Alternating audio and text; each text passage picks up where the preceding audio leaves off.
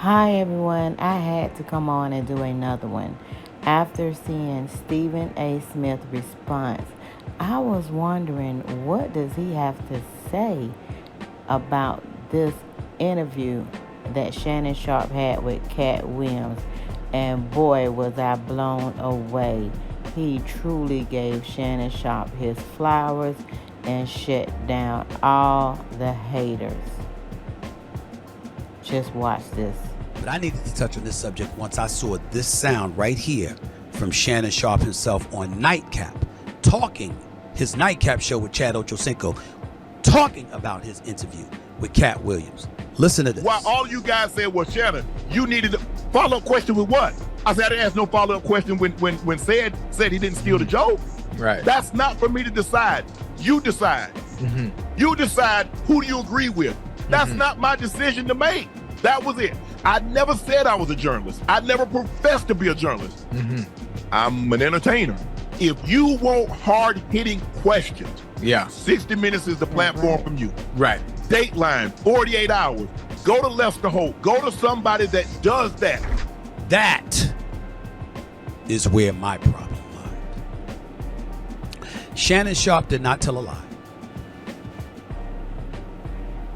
Shannon Sharpe is not a journalist. He's a Hall of Fame football player who's a 3-time Super Bowl champion, arguably the greatest tight end in football, and clearly one of them, who also happens to be an entertainer. He did not tell a lie. But Shannon Sharpe cut himself short. Shannon Sharpe is a voice in our community. He's Unc. He's conscientious. He's thoughtful. I'm telling you, the Shannon Sharpe I've come to know. I've known him for years, but I ain't really know him. I love this brother. I love who he is. I got a hell of a lot of respect for him. And he's kicking ass. Got the #1 podcast on Apple in sports podcast. Got #3 overall podcast for Apple. He's doing his damn thing. And this brother's going to continue to be a star in this business for years to come. Has all this got a hand? Shannon did nothing wrong. Katt Williams stated he came on the podcast This because is his it was day. a safe place. He's the one that got the Katt Williams interview. He's the one that sat down and talked to him. He did all of that. He's the one that got 34 million plus people looking at this interview, broke the damn internet. It's going to get larger, by the way. Now let's see what DC Curry has to say. Where do Now we you know stand why on interviews like that, the DC, where really people? started. What up, Katt, my friend? Yeah. Katt, my friend. Steve Harvey, my friend.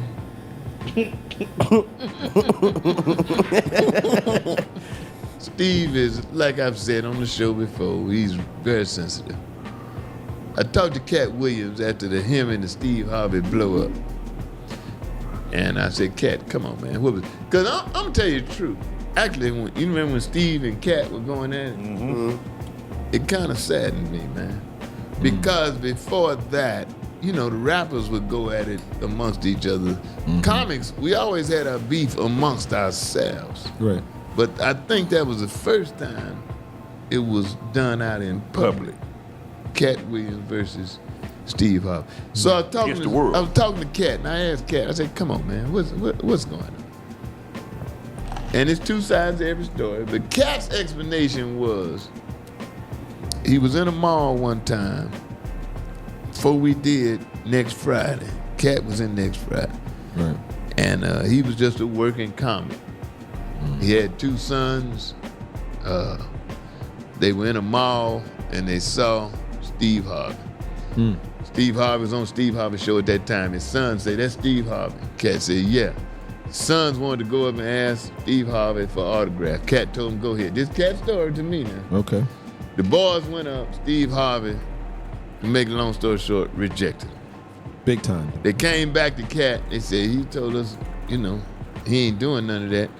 And the boys went back and told him, Katt Williams, my daddy. And supposedly, Steve said, who the fuck is Katt Williams? Which at the time was a good question. Katt told his boy, don't worry about it, come on.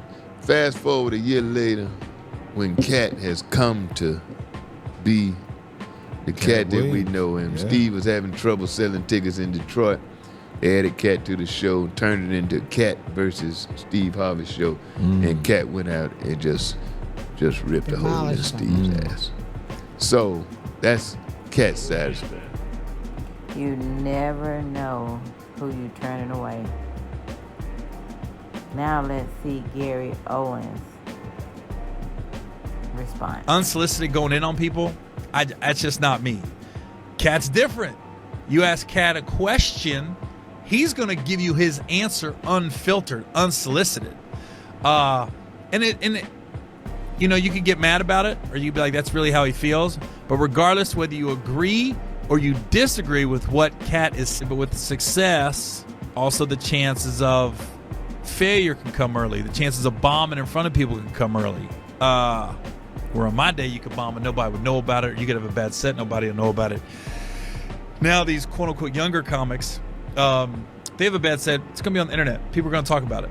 And so to see Country Wayne, I think this is the second or third time he's done my New Year's Eve show, because this is year 8 of it. And we've worked together in other capacities, other shows. But just to see him headline this New Year's Eve show like he did and did his thing, and he, you know, he's just come a long way. He's come a long way. You can tell when somebody's really working at their craft. And so it was cool to see. So kudos to Country Wayne. Now, with that, with all the good feels of stand-up, the internet got ethered yesterday with the Katt Williams interview. So if you haven't seen it, you've been living under a rock. But Katt Williams went on Shannon Sharpe's podcast. I'm not just saying this isn't all bad. He talked about Mark Curry, Steve Harvey, Ricky Smiley. My name came up. And here's the thing about Katt. We all got opinions on comedians. And Katt doesn't hold his opinion back. I just sit and listen and laugh at it all. Because if you're a comedian and you're a true stand-up comedian, we're offense-proof. We cannot be offended by anything. We can catch strays, we can catch arrows like everybody else. And we always say, like, just be honest. Don't say something behind my back. Whether you like Katt or not, he's not going to talk behind your back. However he feels about you, that's how he feels about you. At the end of the day, Katt Williams stood on his business and his truth. Mark Curry, wait for this one. You won't. Ain't nothing with me. Well, Steve stole my material on his show, so I had a beef on that. On what show?